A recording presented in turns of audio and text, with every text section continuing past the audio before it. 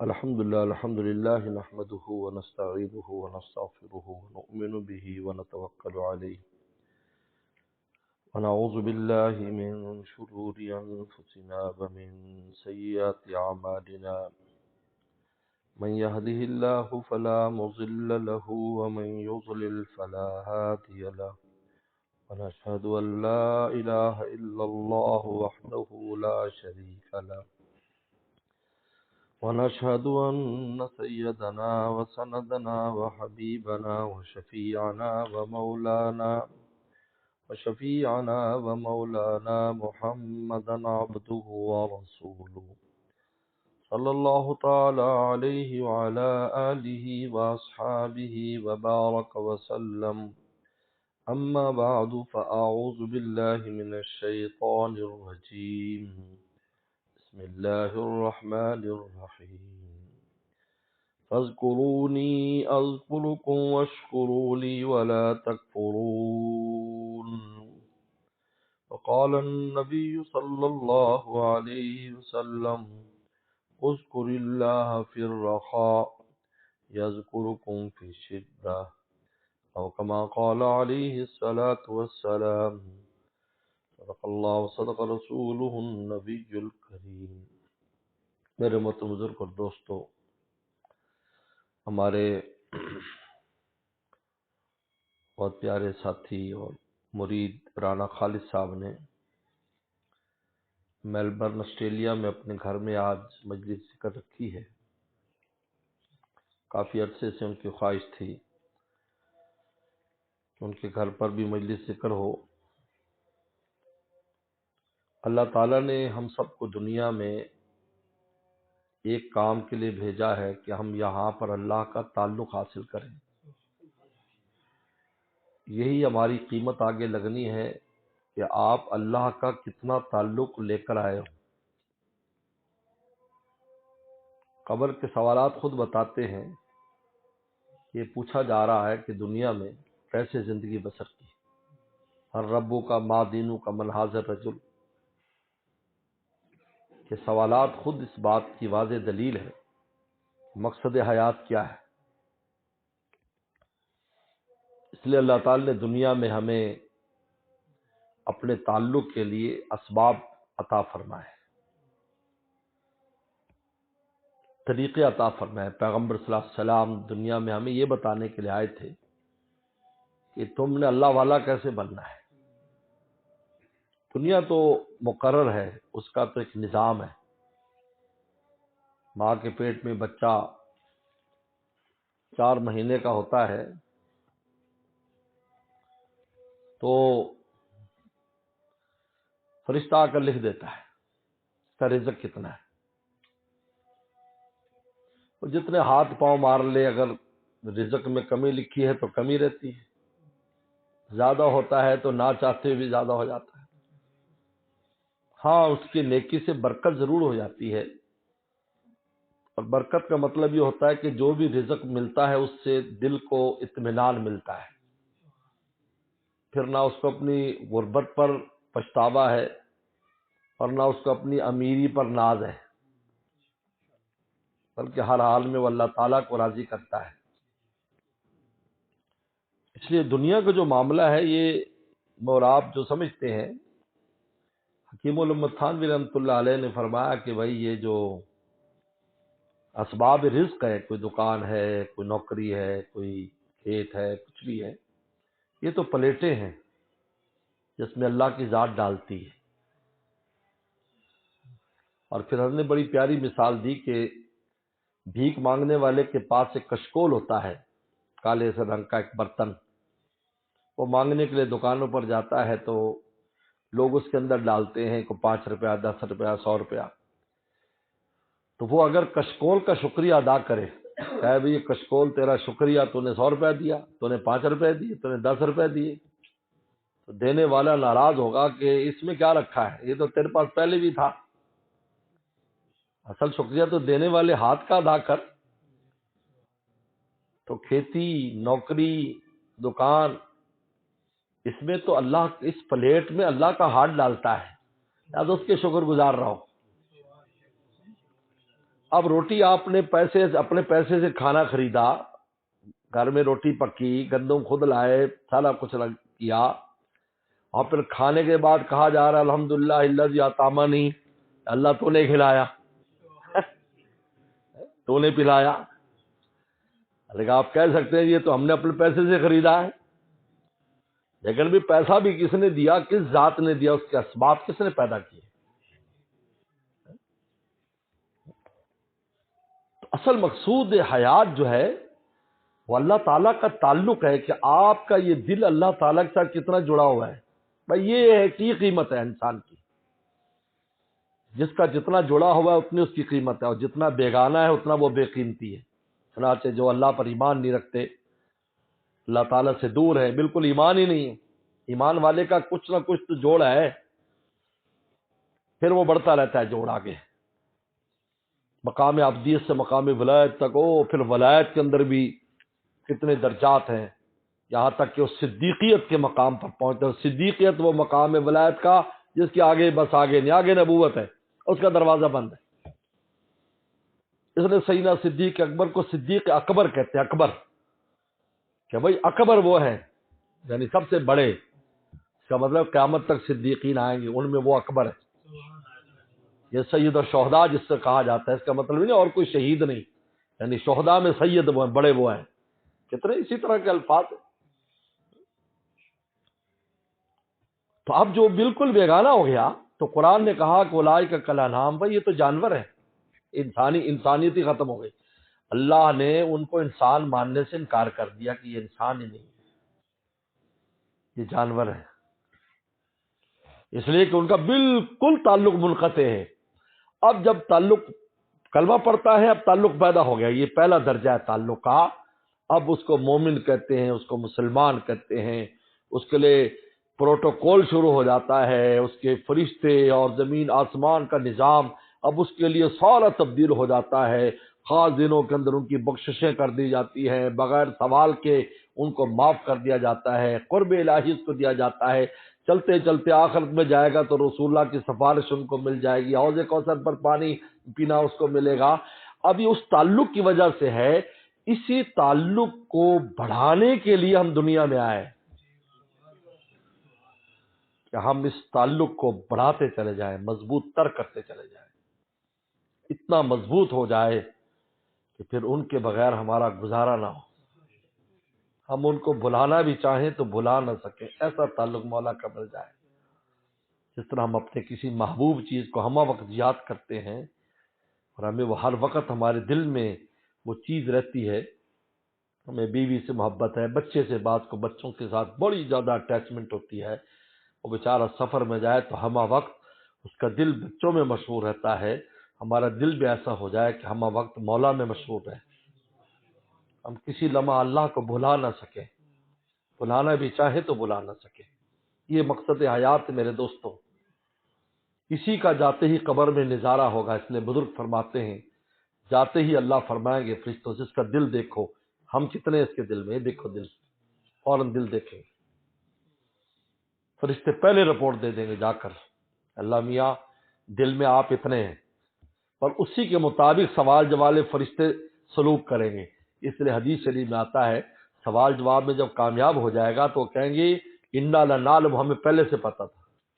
پہلے کس نے بتایا ان کو؟ بھائی فرشتوں تم تو سوال اب کر رہے ہو، اوپر سے پہلے بتا دیا گیا ہمارا آدمی ہے بھائی، خیال سے کرو، کیونکہ یہ تو روٹین ہے. دنیا کا بادشاہ بھی اگر کسی دوسرے ملک میں جائے تو پاسپورٹ اس کو بھی استعمال کرنا پڑتا ہے، لیکن یہ ہے کہ اس کو ٹھپے شپے کے لیے خود لائن میں لگنا نہیں پڑتا. اسی طریقے پر یہ ایک اللہ تعالیٰ نے ایک نظام بنایا ہے کہ سوالات تو ہوں گے، لیکن وہ کہتے ہیں انا لنعلم، ہمیں پہلے سے پتا تھا، کیونکہ جاتی مرتے دل دیکھا گیا اس کا، اس دل میں ہم کتنے ہیں. بھئی یہ میرے آپ کی قیمت ہے میرے دوستوں، باقی کوئی قیمت نہیں ہے. سب دنیا کو چھوڑ کے چلے گئے، کوئی نہیں جو اپنے ساتھ. حدیث شریف میں آتا ہے انسان مرتا ہے یتبع اہلہ و مالہ و عملہ، فرمایا کہ اس کے اہل اور اس کا مال اور اس کے عمل ساتھ جاتے ہیں. فرمایا یرجع اہلہ و مالہ، مال اور گھر والے واپس آ جاتے ہیں اور عمل اس کے ساتھ چلا جاتا ہے قبر میں. تو میرے دوستو اللہ تعالیٰ نے تو گویا کہ یہ اصل مقصد حیات. اسی وجہ سے دیکھیں میں نے بہت غور کیا، اور بھائی غور کرتے رہتے ہیں ان چیزوں میں، غور کرنا بھی چاہیے. تو حیرت انگیز بات ہے کہ اللہ نے جو ہمیں عبادات دی ہیں، ہر عبادت میں براہ راست ان کی ذات متوجہ ہوتی، براہ راست، واسطہ نہیں ہے. عجیب بات ہے. اب قرآن کہہ رہا ہے فَاذْكُرُونِي اذْكُرْكُمْ، فرماتے تم مجھے یاد کرو میں تمہیں یاد کروں گا. دیکھو قرآن کا لفظ ہے، قرآن نہیں ہے. میں یاد کروں گا، تم اللہ کہو گے فوراً منگو میرا بندہ مجھے پکار رہا ہے، اور یاد کرو. فَاذْكُرُونِي اذْكُرْكُمْ، فوراً، فاصلہ نہیں ہے. آپ نماز پڑھ رہے ہیں عَلَيْهِمْ بِالْقِبْلَةِ، اللہ فرماتے ہیں بندے میں تیرے اور قبلۃ درمیان خود آ جاتا ہوں، تو سجدہ کرتا ہے تو میرے قدموں میں ہوتا ہے. اپنی ذات آگئی، مولا کی ذات، مولا کی ذات آگئی. تلاوت قرآن کرتا ہے، اللہ تعالیٰ فرماتے ہیں کہ کوئی چیز غور سے اللہ تعالیٰ اس طرح نہیں سنتے جتنے بندے کی تلاوت سنتے ہیں. وہ اللہ سن رہے ہیں، یہ بندہ کیا پڑھ رہا ہے، میرا کلام پڑھ رہا ہے، غور سے سن رہے ہیں. ذات آ گئی اللہ کی بیچ میں. روزہ رکھتا ہے، روزہ رکھتا ہے، فرمایا انا اجزی بھی، میں بدلہ دوں گا اس کا، میں خود دوں گا. انا اجزی بھی، میں بدلہ، ذات آ گئی، انا اجزی بھی، میں بدلہ دوں گا اس کا. زکوٰۃ دیتا ہے، حدیث شریف میں آتا ہے کھجور بھی اللہ کے راستے میں کچھ صدقہ خیرات کرتا ہے. اللہ فرماتے میں اپنے دائیں ہاتھ میں لے کر اس کو پالتا ہوں، اور احد پہاڑ جتنی جب بڑی ہو جائے تو اس کے نام عمل میں لکھ دیتا ہوں. ذات آگے بھی چھو. حج عمرہ کرتے ہو، اللہ اس کی تو شان ہی عجیب ہے. فرمایا تم حجر اسود کا استعلام کرو گے، یہ اللہ کے سے مسافہ ہے. یمین اللہ قرار دیا حجر اسود کو، یہ اللہ کا دایاں ہاتھ ہے. زیادہ اس کی جو استعلام کا معنی سلام ہے. السلام علیکم، آپ ایسے کر رہے ہیں یا ہاتھ لگا رہے ہیں یا دور سے کر رہے ہیں، یہ خاص طریقے پہ سلام ہے نا، یہ مسافہ ہے اللہ تعالیٰ کے ساتھ. آپ نے جو ہے حجر اسود جو ہے وہ جو ہے نا، آپ نے خانہ کعبہ کے پردے کو پکڑ لیا، کہا اللہ کی قمیض پکڑ لی، اللہ دامن پکڑ، اللہ معاف کر دے، ہم نہیں چھوڑیں گے جب تک آپ معاف نہیں کریں. ملتزم پر اپنے سینہ لگاتا ہے حاجی، اللہ کہتے ہیں میری ذات کو چمٹ گیا، یعنی اللہ کے ساتھ جس کو کہتے ہیں نا پنجابی میں جفی ڈالنا، اللہ نے جفی پالی. بتائیے. اور عرفات، مینا، اللہ اکبر، مینا میں چلے گئے، شاہی مہمان خانے میں، عرفات میں چلے گئے، براہ راست تجلیات اترتی ہیں، عرش الہی اترتا ہے وہاں پر. جتنے بھی عبادات ہیں، جتنے اذکار ہیں، جتنی نیکیاں ہیں، ہر نیکی براہ راست اللہ کے تعلق کو پیدا کرتی، براہ راست. اس میں ذات الہی خود آتی ہے، خود آتی اس کے اندر. اس کا کیا مطلب ہے کہ ہر نیکی ہمیں اللہ تعالیٰ کا تعلق عطا کرتی ہے. دیکھیے ہر نیکی، چھوٹی سے چھوٹی، بڑی سے بڑی. چھوٹی نیکی کریں گے تب بھی وہ چھوٹی نہیں ہے، اس اعتبار سے کہ ذات الہی خود اس کے اندر انوالو ہے، ذات الہی خود اس کے اندر شامل ہے، آپ پر براہ راست متوجہ. اب دیکھو ذکر ایک سب سے آسان چیز ہے جو بندہ زبان سے کہہ لیتا ہے، جس کے لیے کوئی شرط بھی نہیں ہے. نماز کی شرائط ہے ہر چیز کی، لیکن آپ بیٹھے اللہ کر رہے ہیں، اللہ کی ذات بیر فرمانا اس کو، میں تمہیں یاد کر رہا ہوں. حدیث شریف میں آتا ہے کہ آدمی اللہ کی طرف چلتا ہے، بخاری شریف کی حدیث ہے، اللہ فرماتے ہیں ایک بالش چلتا ہے میں 2 بالش قریب ہو جاتا ہوں، وہ ایک ہاتھ چلتا ہے میں 2 ہاتھ قریب ہو جاتا ہوں.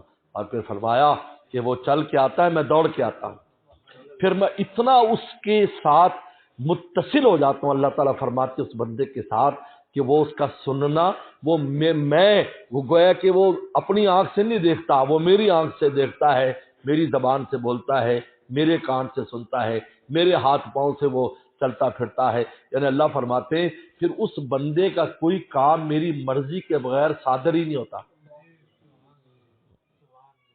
صادر نہیں ہوتا. گفتہ اللہ ببد گرچہ ذوالقوم عبداللہ ببد، ان کا بولنا پھر اللہ کا بولنا ہوتا ہے. اگرچہ بندے کے گلے اور زبان سے وہ بات نکل رہی. بتائیے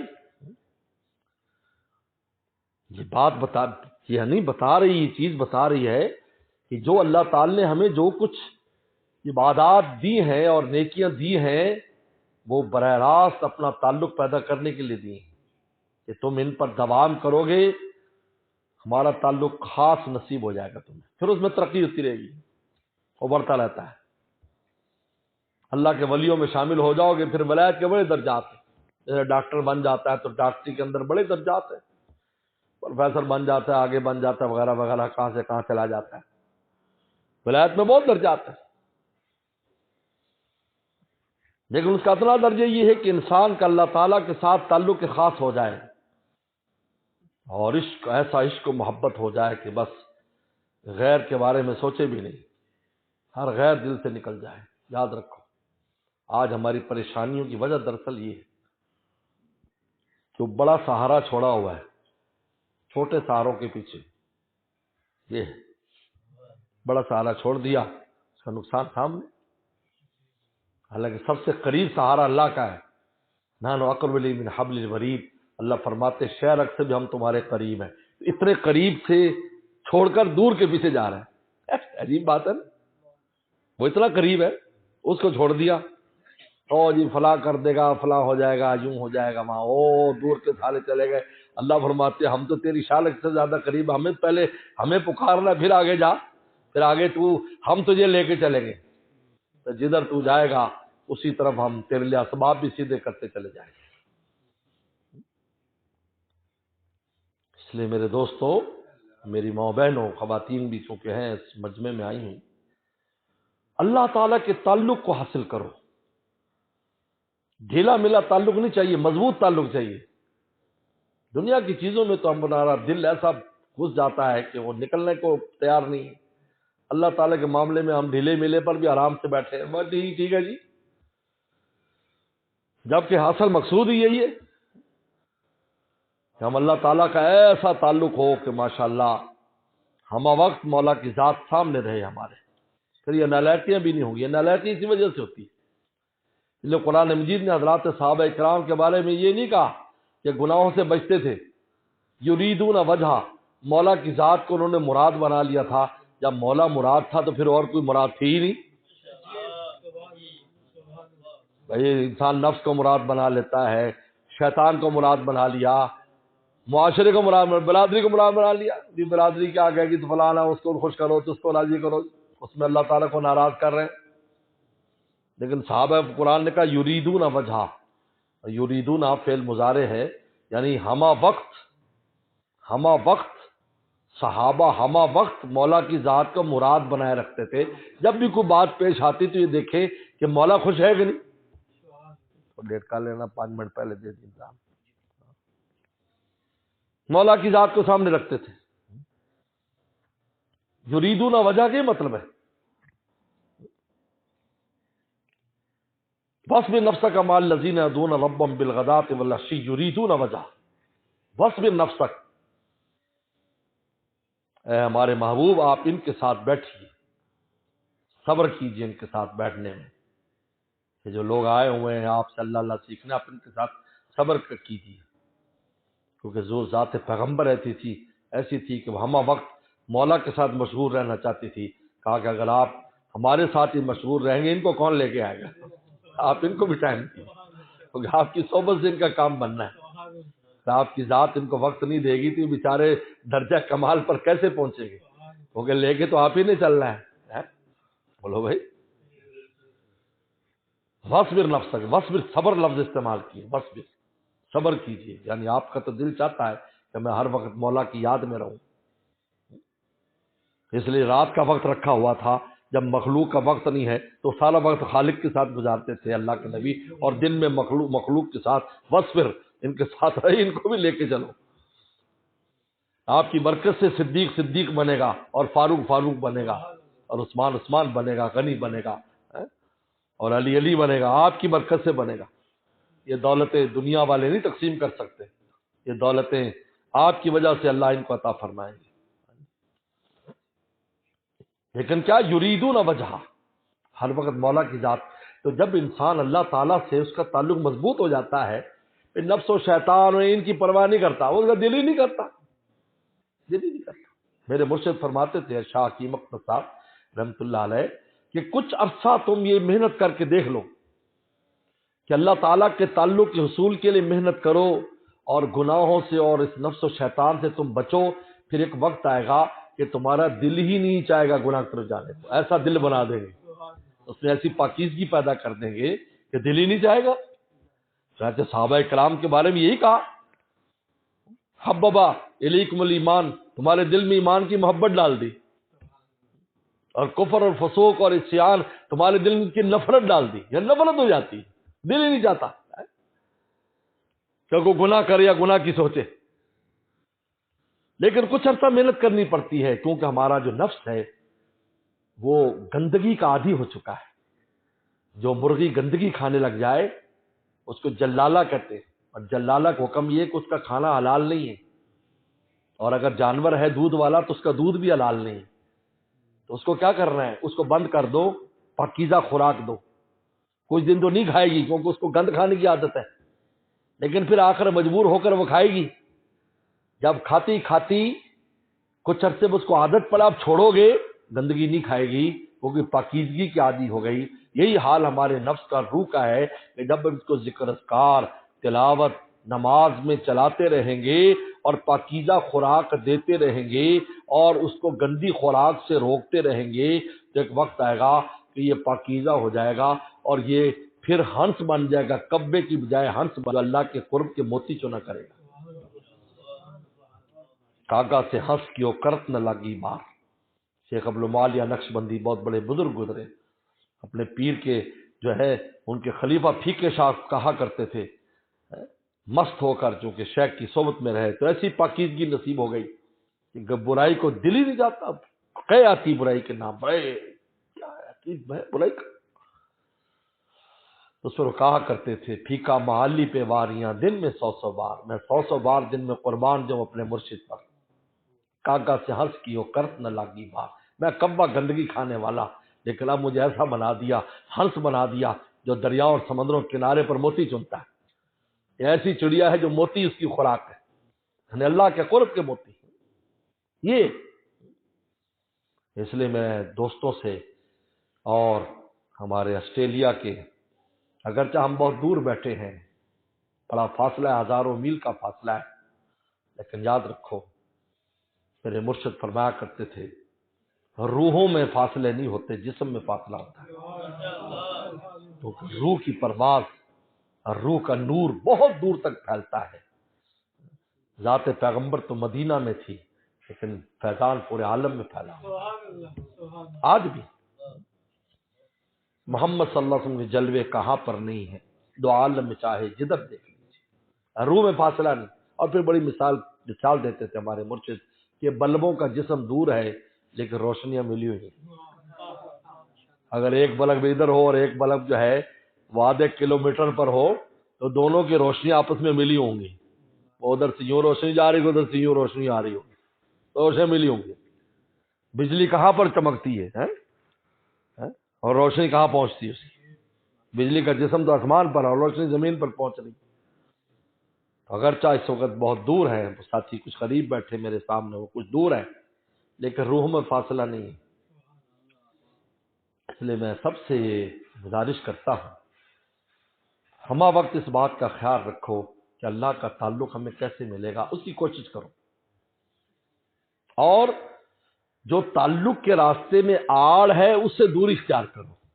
ہمارا نفس ہے، شیطان ہے، معاشرہ ہے، لوگ یار بیلی بھی گناہ کرا دیتے، چلو جی کی ہوتا جی کچھ نہیں، اللہ معاف فرمائے۔ یہ سارے دوست پھر قیامت دن گواہیاں دیں گے، ایک چور پکڑا جائے نا تو سارے اس کے بیلی جو ہے نا وہ چھپ جاتے ہیں کندھے، کیونکہ وہ پھر 2 چھتر کے بعد سب کی لسٹ لکھواتا ہے کہ فلانے کے ساتھ بھی مل کے کی تھی، تو فلانے کے ساتھ بھی مل کے کی تھی۔ بس اب میں تھوڑا سا ہم انشاءاللہ ذکر کرتے ہیں، پھر دعا کرتے ہیں۔ ذکر سے پہلے نیت یہ کریں کہ میں اس لیے ذکر کرتا ہوں کہ اللہ تعالیٰ کی محبت حاصل ہو جائے، کیونکہ وقت کم ہے، اس لیے مختصر سا ذکر کرتے ہیں۔ کلمہ طیبہ پہلے پڑھیں گے، جب لا الہ کہیں تو یہ تصور کریں کہ ہمارا دل دھل رہا اور ہر گندگی اس میں سے نکل رہی،